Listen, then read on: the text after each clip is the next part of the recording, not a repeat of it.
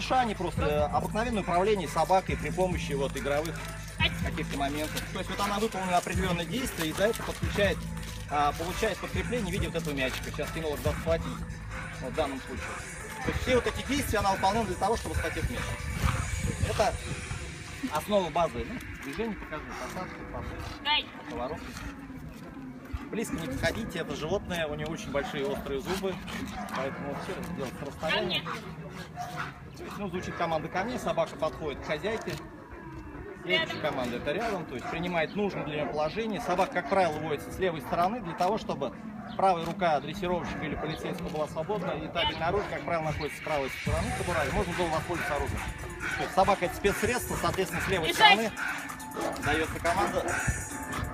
Все это выполняется при условии, при том, что достаточно сильный раздражитель, вы находитесь, ваши запахи здесь, ваши камеры, музыка звучит. То есть все внимание собаки сконцентрировано только на хозяйке, на дрессировщике. Дрессировщик — главный объект для нее в данном случае.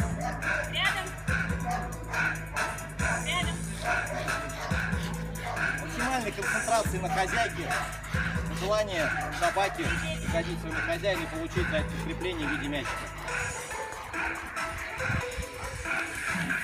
На вас немножко отвлекается, все-таки это живое существо, но тем не менее выполняет четко все команды. Ладно, повтори.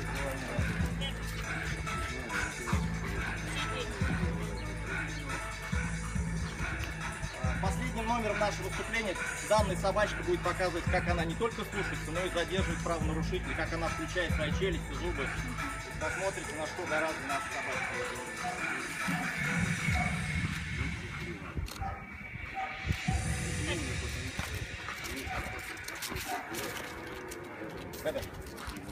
Ну, на зеленке сделаем, да, дабы не травмировать ноги собак.